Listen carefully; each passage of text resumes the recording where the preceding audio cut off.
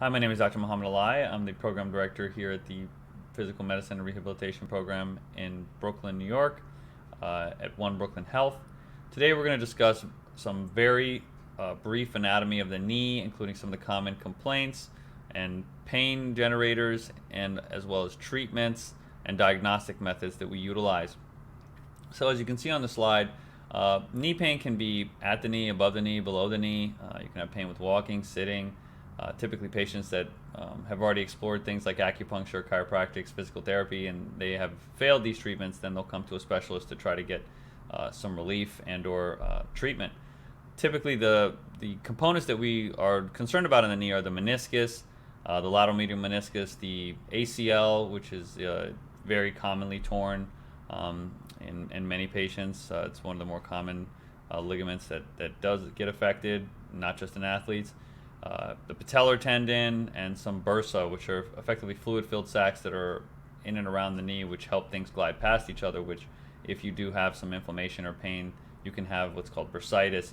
Typically what we would do is we would go through the diagnostic modalities, which are X-ray, MRI, and again, you can have electromyography or nerve conduction studies done. This will determine whether the pain is really from the knee or maybe it's from another source and it feels like it's in the knee. So this can happen quite frequently. We end up having pain that feels like it's in the knee, but maybe it's from somewhere else.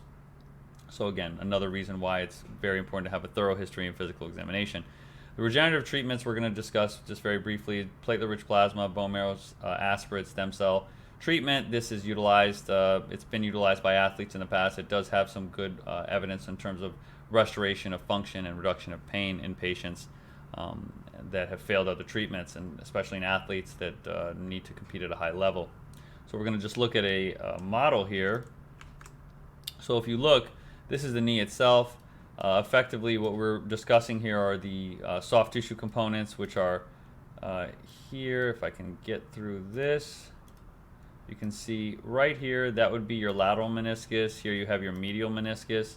Effectively, those are very commonly torn. Patients have very often had surgery for this. Of course, typically only certain injuries in the meniscus require surgical intervention, depending on what evidence you read. Typically it's not necessarily a surgical indication.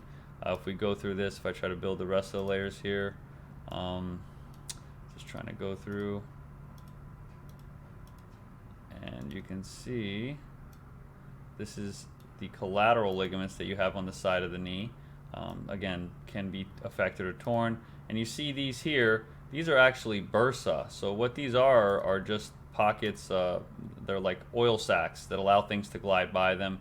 Typically, if you do have pain, these get inflamed, and you can see there's a lot of them here, these little round portions here. This is your pes anserine bursa, which is on the inside of the knee. Typically, you do seem, have a lot of pain in that region. There should be tenderness if you're having issues with the knee. And again, we have a lot of components that could be damaged here, but the meniscus can be affected, the ACL can be affected, the anterior cruciate ligament, which is back here, if I can get some of this down, right about here.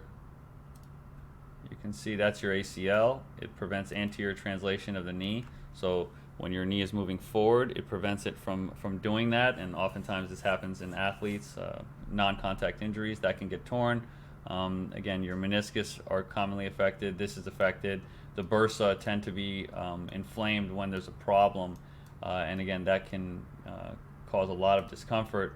If I go through some of this, you can see there's a lot of other connective tissue here, and again, a lot of these elements can be damaged and can cause pain. So, we do tend to go through the patient's entire history. We do a physical.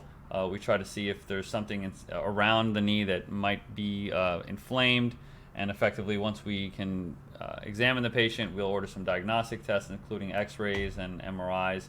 We'll go through those images to see if there's anything in the meniscus or the ligaments, if there's any tears or anything like that. And if everything looks clean, then we'd look for another source of pain. There are some nerves that innervate the knee that we do attack sometimes if patients have pain that doesn't go away. We would like to try to reduce the pain. We can obviously do some nerve blocks in and around the knee, and that may help some of the discomfort. We can obviously do steroid injections directly inside the knee which are, obviously good for inflammation. If a patient has a lot of pain and discomfort, we would basically inject inside the knee joint to be able to reduce that inflammation. That would be a steroid injection, traditional. And then other than that, the other treatments that we tend to utilize would be things like viscosupplementation, which are what people sometimes refer to as gel shots. Those are basically going to allow some kind of fluid in the knee so that things can glide better. They tend to work for some patients. They don't work for other patients. And so we would, kind of have to tailor the treatment for each patient and see kind of like how we can get the pain down, depending. Other than that, there's obviously regenerative medicine, which we discussed, so platelet-rich plasma, bone marrow stem cell aspirate, which basically we can take your blood or your stem cells and we can utilize them to try to reduce pain and restore function in the knee. If there's a lot of cartilage loss, these bones might rub, etc. But the primary goal is to allow the patient to be able to do physical therapy and be able to recover and strengthen all the musculature. So if you see all the muscles in and around the knee, and this right here is the quadriceps tendon. This would be your patellar ligament here. So this is obviously very important in terms of extending the knee and flexing the knee. This might this tendon and this muscle might need to have some treatment. The muscle tends to get weak. A lot of times patients lose this muscle on this side first. This is your vastus medialis, so the inside of your leg. There'll be some atrophy right in that region, and that might cause the patella to track to the outside edge, which would cause it to rub inappropriately on this portion of the femur. A lot of these things can cause a lot of discomfort, and we definitely want to try to get the muscular balance down so the patients can have good musculature and prevent things from being misaligned.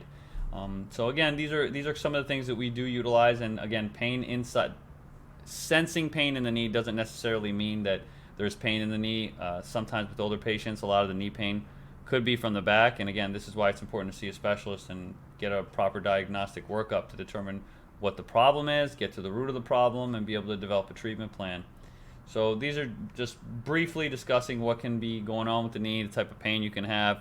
And you got to see exactly where it's coming from, how to diagnose it, how to treat it, and be able to restore your ability to do physical therapy and strengthen the muscles around the knee, including the hamstrings in the back and the quadriceps in the front, to be able to allow you to function properly. Another major issue is weight loss. 5 pounds of weight loss can reduce the weight on your knee by about 25 pounds of force. So this is pretty important and critical for patients who are inactive to try to even lose a little bit of weight. It might be like you're floating on air if you lose 5 or 10 pounds. So these are really important in terms of the overall approach to treating patients that we go through. So again, we're going to just briefly go over this.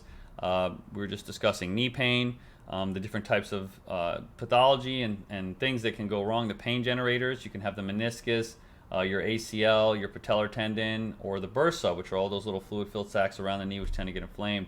And again, we would do a workup with an X-ray, an MRI, electromyography, and nerve conduction study just to make sure we don't miss anything. And that's typically what we would do to make sure that the patient has a thorough workup and to be able to treat them appropriately. And again, the regenerative medicine topics that we touched on, platelet-rich plasma, which would be effectively utilizing your own blood, and bone marrow stem cell aspirate, which would be using your bone marrow to be able to try to restore your function and reduce your pain, which will allow you to progress and build muscle, and hopefully combined with some weight loss, effectively increasing that musculature, you can live a nice, long, happy life where you can enjoy the activities that you normally would perform. So, again, briefly going over the knee. There'll be some other videos discussing things more in detail, but just for general patient education purposes, we just wanted to present this. All right, thanks for watching.